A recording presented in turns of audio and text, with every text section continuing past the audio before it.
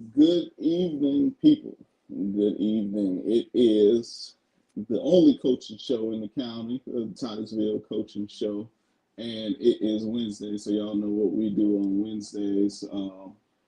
I want to first make sure that I say that it's week 6. It doesn't feel like it's week 6 already, but time flies when you're having fun. So that's what we got to deal with. But we finna get into it, man. We got a lot to talk about. It's a big game coming up this week. We got Eau Gallie coming up this week, but we'll talk more about that. We're about to bring Coach Diesel up, and we're about to get into it, man. Talk a little bit about what last week we played a very good Spruce Creek team, but we're gonna get into that. We're gonna get into that. Man, Martell, how you doing, buddy? Man, everything's good, Coach. Everything good, man. How you doing? Good, real good. Good. So let's get to it, man. Last week we played a very good Spruce Creek team. I was very interested to see how we fared against them. A lot of people didn't know if we stood a chance. They didn't know how we would fare. I thought we would fare well, but I did know they were a good team. And so how did you kind of feel about the game? What was your thoughts? I told the kids right after the game, the one thing I was proud of, they played every play. There was no slow down, no quit. These guys played and competed all the way to the end. And if you look back at the whole game, and every play makes a difference. But 2 turnovers and 2 blurs, two big plays was the difference. We put good. We put together some good drives early, went down the field, scored some touchdowns, and we came up short. We didn't tackle well enough. We didn't finish a couple drives as we should have finished. We had to punt a time or two that I really didn't want to have to do that, but that's the way it goes. But no, I was very, very proud of the way our kids competed. I was proud of how we played up front for the most part. We played with grit, we played with toughness. They had a really, really good defensive line. They have 2 Power 4 commits in the interior, and linebackers move around well. They got athletes all over the field. It's a good football team. I think they're top 20-ish or so in the state. Top 20. They 23. They were 23. 23. Okay. Yeah, I mean it's a top 25 team in the state of Florida. That usually means you're pretty good. Right. And we played well enough to be in it, and if we make a stop here or there, we probably win it, and we got to turn that corner. Yeah, definitely. I definitely felt like there was glimmers of hope that we could actually win that game, but I think that game, along with the West Orange game, and even I would say the first part of the season, is definitely putting us on pace to kind of be successful in the district. I think we have the hardest district in the county. Without a shadow of doubt. For sure in the county. And I mean, I know I don't know them all by heart, but I know there's a couple of districts, I'm sure, in the Central Florida area, a couple down south in the Miami area. I can remember, contract whoever gets out of the Miami region is usually pretty good. And same thing with the Duval. But when you talk about Central Florida, our district is as tough as anybody's there, in Central Florida. Definitely. And it's not going to be easy. Whoever wins the district this year will absolutely have earned it, because Eau Gallie is a good team. Merritt Island is a good team. Yep. And Palm Bay is working on getting better and doing things better. So they're improving. So it's definitely not going to be an easy one. No, absolutely. But let's talk about some of the guys that impressed you last week. I did see Dion step up and get him a Dion made some great plays. He sure did. I've been Dion. Yeah, I've been actually. Speaking of Dion, I got Dion's badge on because he gave it to me and he never got it back. So Dion had a really good game, made some really clutch catches. Kamari ran the ball as hard as anybody can run the ball. The front five, offensively, when things were firing well, they played really, really well against some good competition. So I was very happy with them. Tank did some Tank things, and he played well. And it's hard to pick one out of that game because so many people made different plays at different times. Defense played lights out when like if you look back at the defensive game, it wasn't like they were going up and down the field. It was couple big plays, and that was the difference. And I was really, really proud of how hard we got off the ball and try to stay gap sound. And, it comes down to some eye discipline issues at times and giving up leverage. I know we gave up a big play. We're too high. We were in a too high look, and we gave up the bender. I mean, everybody and their mama knows if you're a too high team, you better watch the bender because it's coming. And we got a little out of position. They caught a big ball. So, and the other thing, we're still batting 100% with the PAT extra point. So, I can't complain. Yes, sir. So yesterday, someone asked me what was Kamari Jackson's stats for the year. Honestly, I didn't know, but I felt like he was close to 400, maybe. Yeah, I don't. Depending on what he did on Friday, I know he's. He's having a good year. Yeah, he's definitely running the ball and definitely doing his thing. So shout out to Kamari, shout out to Tank, shout out to Dion. I was actually also impressed with Bill Billingsley. I think he's starting to feel comfortable and appear comfortable. And so, Bill, all five of the guys on the offensive skill plus the quarterback. Bill made some really nice throws. He hit a real nice on a little reverse pass. He hit Dion in the end zone and in stride. That was nice. He threw some nice stuff in some tight windows. Brian, he made some really good catches. But that's one thing we're working on, being more consistent. We had too many drops to beat a team like Spruce Creek. You can't have that amount of drops. We had some drops across the board, some of them were not the greatest of passes. Some of them were, hey, we got to make that play. But we made some really good plays too. So we can't have free drops.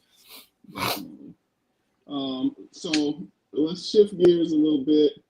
This week we got Eau Gallie, and for the people that may be watching, I don't know when exactly Eau Gallie became a rival like they are, but there was a time when Eau Gallie became a rival for us, and so now it is a very big game every time we play. It's a district game for sure.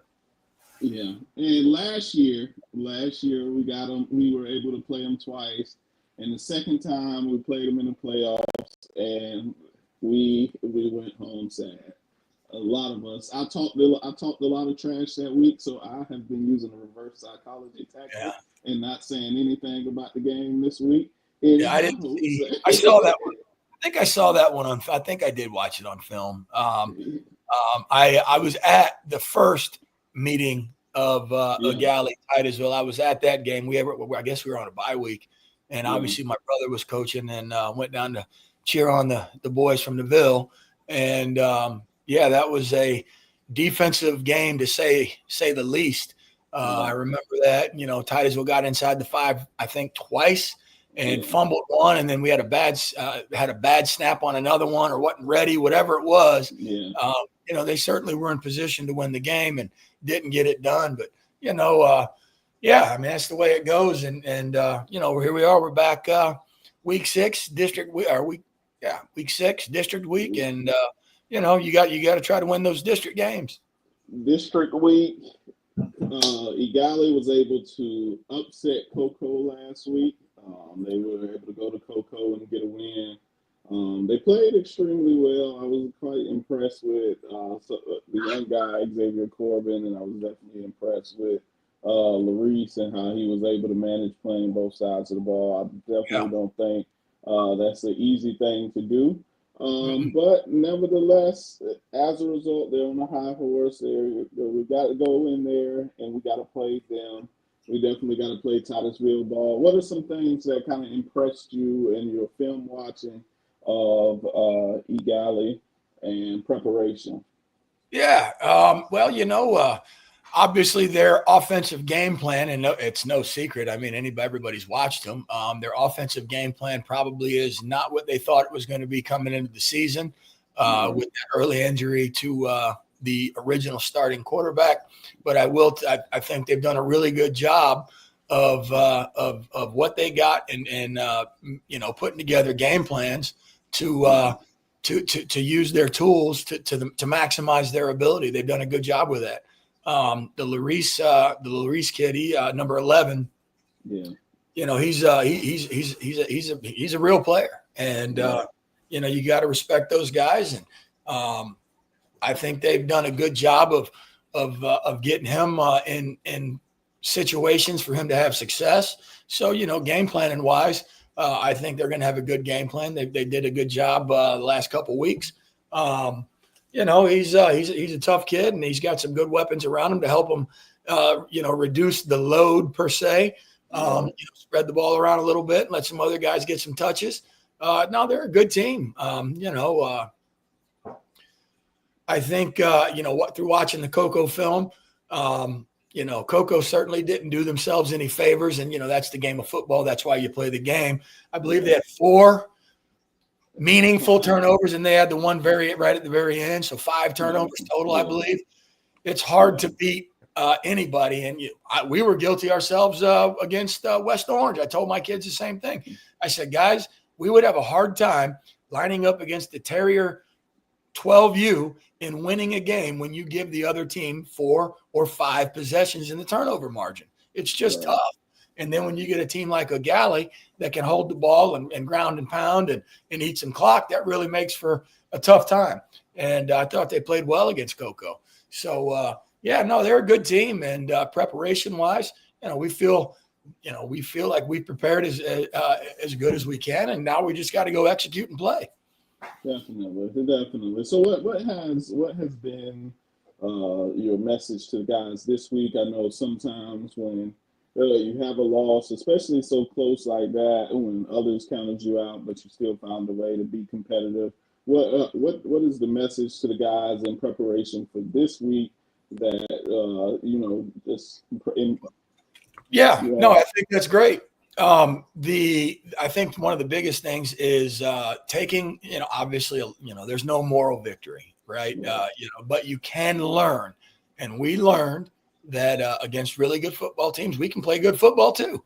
Yeah. And we got to continue that momentum and avoid, the turnover margin and some of the missed tackles and some of the things that put us in situations, some of the bad eye placement, things that put us in situations to give up points or turn the ball over on the offensive side.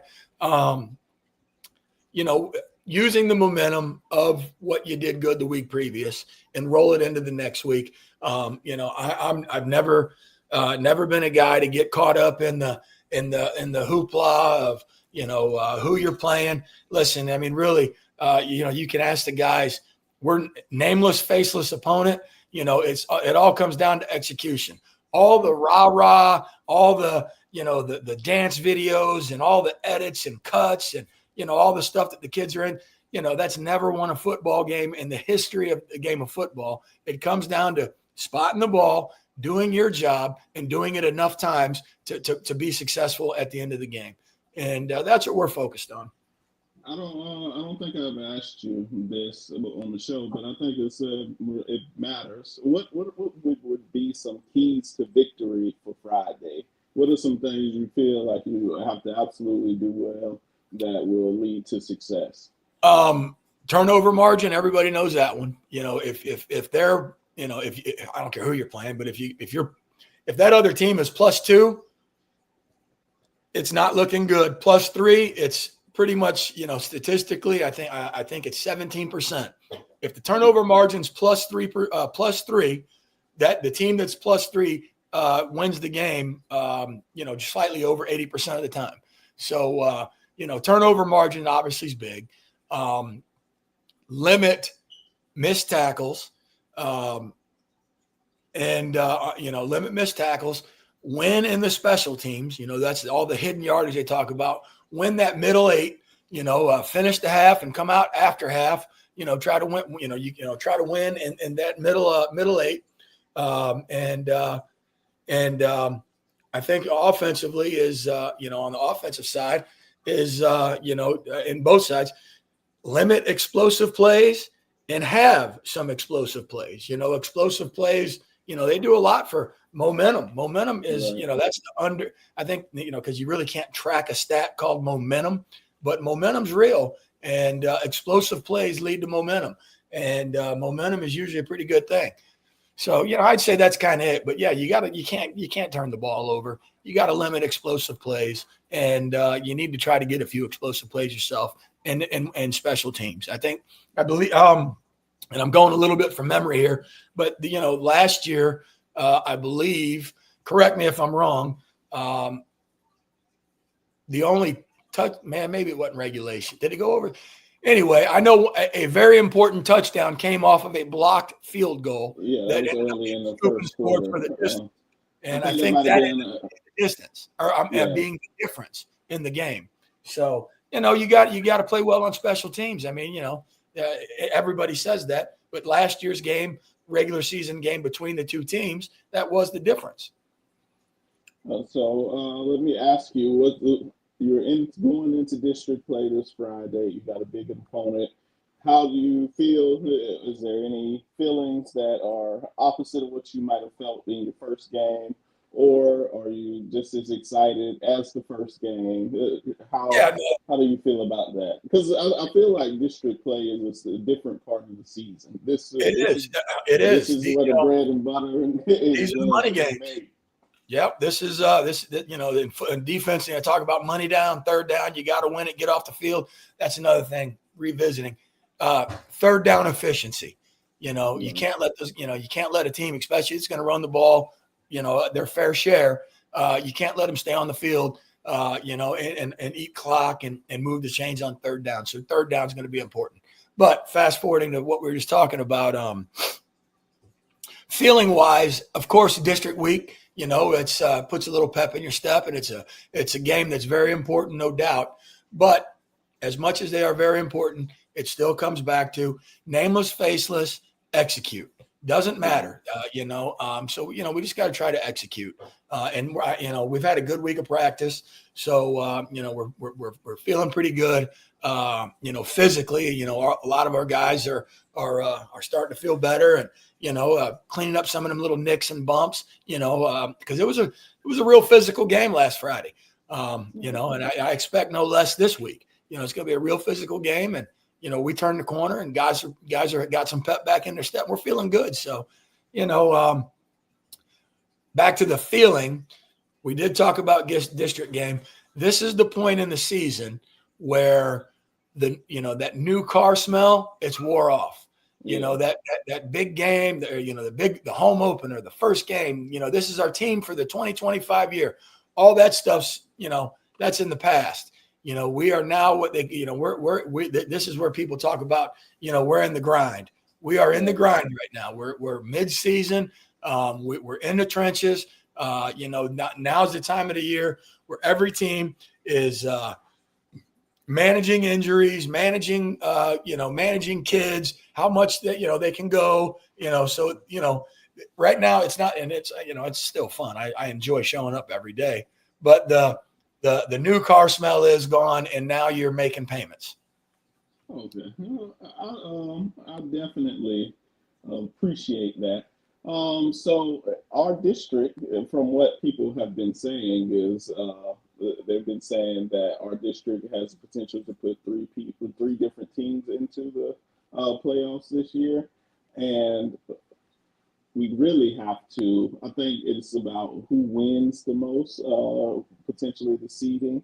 Are you worried about that, or do you not care about that any? I don't say, of course, you're worried about it. You got to get, that's the goal, get into the playoffs. And once you're in the playoffs, anything can happen. I mean, you've been around high school football a long time. I've been around it my whole life.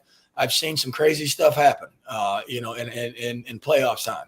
And not to mention, playoff time is late in the season. People are nicked. And let's face it, a lot of times in the game of high school football, and in a lot of football, but especially high school football, he who stays healthiest the longest usually wins.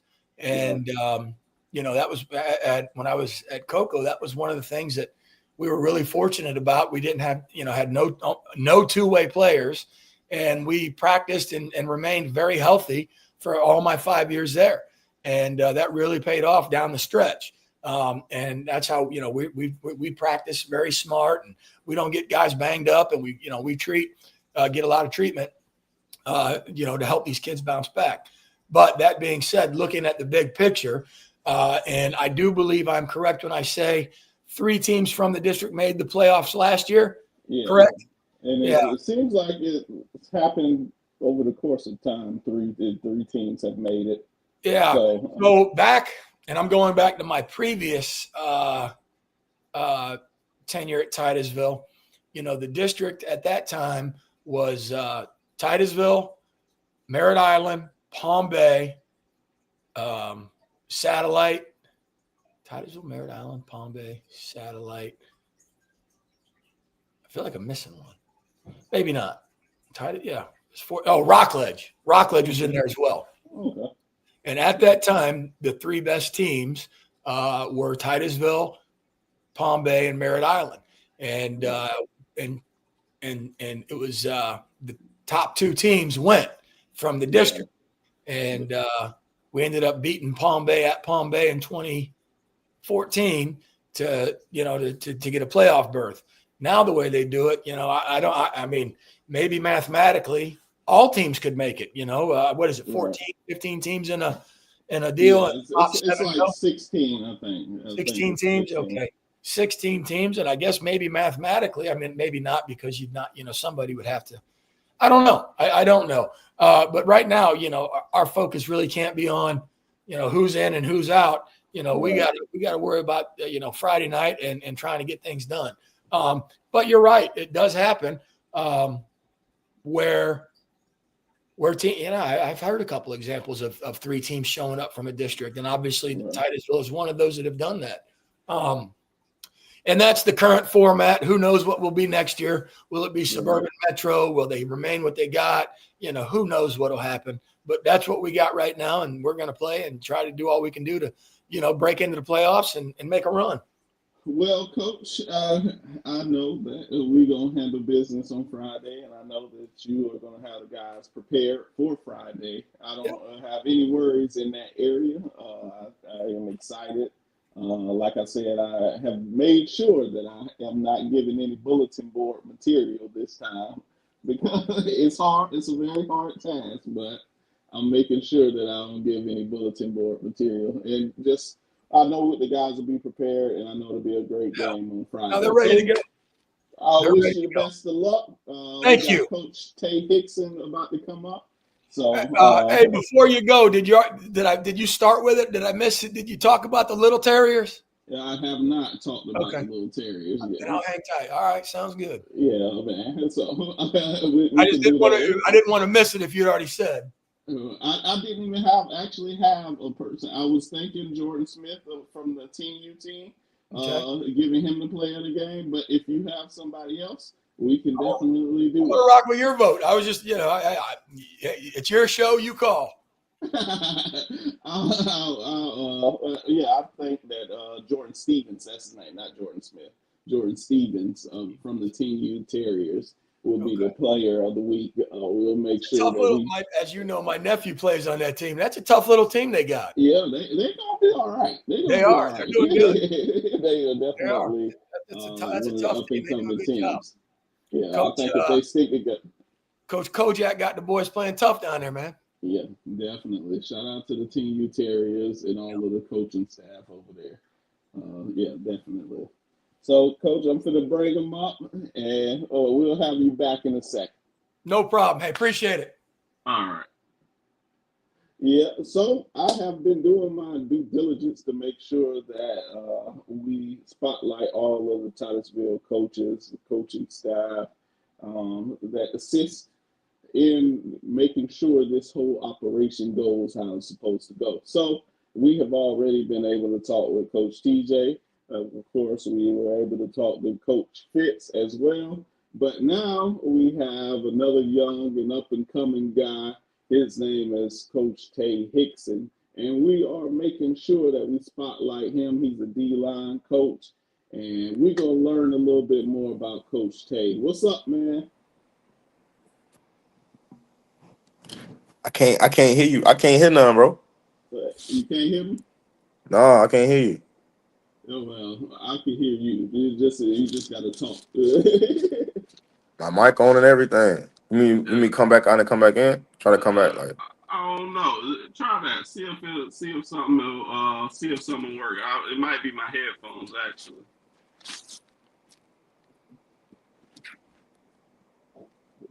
Can you hear me now?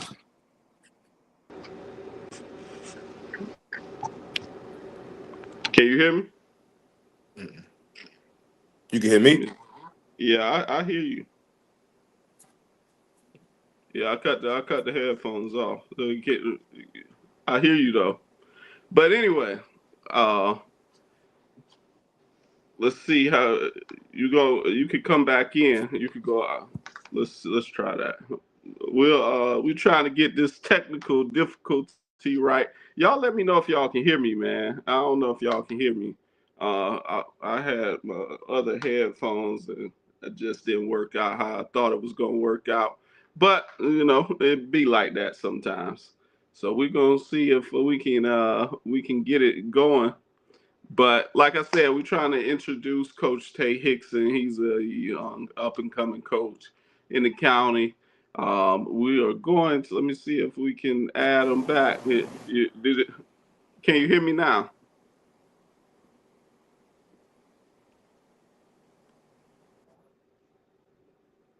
Oh, I don't know what happened. Let's see.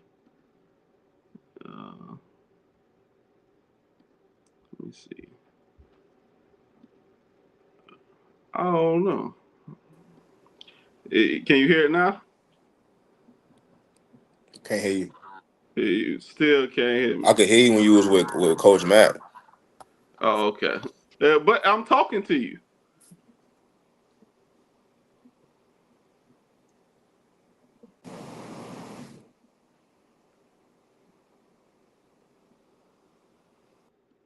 I don't know what happened, but we'll add Coach back. Coach, sorry you got you eating a sandwich, man.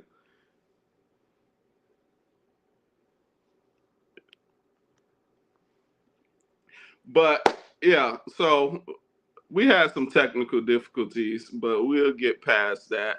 I wanted to introduce Coach Tay to y'all, but I don't know what happened to the system. And so as a result, we may not be able to get him on, but we're going to make sure we introduce him to y'all.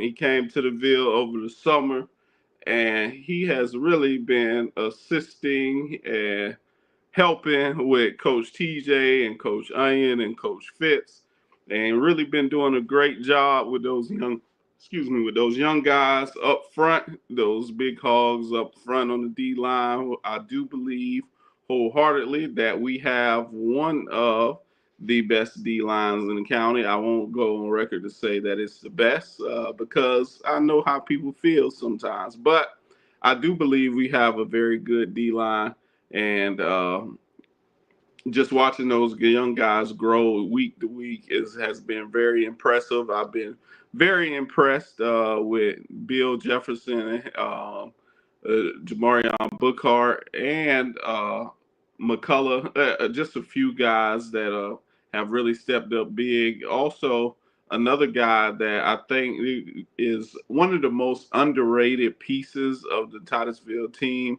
but we don't actually talk about him a lot.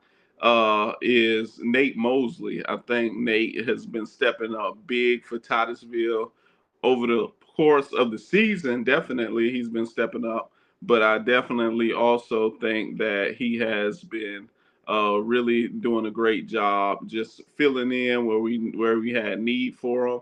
He's been doing a lot of things for the Terrier team. So shout out to Nate Mosley. If you know him, please let him know that he was mentioned on the Terriers Titusville coaches show this week. Let me see if we got my dog back right. I think he might be right. Are you ready now? Is it working? Can you hear me? Bro, I can hear you. I That's can hear crazy. you. That's crazy. I don't even. So, what do you hear? I ain't muted or nothing. I got everything on. So, you can hear what I'm saying to you. You said you could hit me. Can you hear what I said? Mm-mm. You ain't heard nothing. Can't hear nothing. I heard when I first got on. I heard you when you and Matt was talking. Then after that, when you got on, I couldn't hear nothing. But you talking to me now. That's what I'm saying. Like I can read. I'm reading your lips. you answering my questions, bro. I don't know, man. I don't know what's happening, though. I don't like it. But we gonna have you back, man. We'll bring you back next week. We'll get you back on. Make sure we get that worked out, whatever that is. We'll make sure we got it worked out. So next week we'll definitely have you back on. All All right, right. all right. All right, so I don't know what happened, man. I really wanted him to come on. I really did. I had high hopes for some information I felt like he could definitely give. Um, but yeah, man, that's been this week. We got a really big game this week. I am excited. I know that I have not been saying a lot. I've been trying to chill, make sure that we just scale it back a little bit this time. Because last time we played them, like I really felt like they went out of their way to kind of improve points to spaces because spaces really holds a lot of weight in the county. If you don't know, like a lot of times I feel like teams are going the extra mile to beat Titusville because they don't want to be the subject of spaces. They don't want to have to hear what I'm going to say in spaces because I'm always telling them we may lose to what you call it. We may lose the game, but I'm gonna win the spaces regardless of what happens. So that's all. That's all I want to let y'all know. I want to thank y'all for tuning in. Please share, please like, please subscribe to all things PRMD. We just put out a week this week. We just put out the top 30 uncommitted kids in Brevard County. Unfortunately, I could only name 30, so it wasn't a slight at anybody. I just was trying to make sure that I named everybody that I could possibly name, make sure that I could spotlight as many kids as possible. Unfortunately, like I said, we were only able to spotlight 30, and that wasn't a slight at any kid that didn't make the list because I tried to put everybody on the list that I possibly could. Unfortunately, it just didn't work out that way. So if in fact you felt slighted, I do apologize, but I tried to make sure that we spotlighted 30 kids. And so coaches had already started inboxing and wanting to hear and wanting information about certain kids already. So I think the possibilities are endless of what could happen from that. So that's something else that y'all make sure y'all keep up on. But like I said, please like, subscribe, all things PRMD. Please share and tell everybody to tune in next week. Hopefully, it'll be a good week and we'll get us a dub because we all know that the show is better when we get us a win. So, thank y'all for tuning in and have a wonderful evening.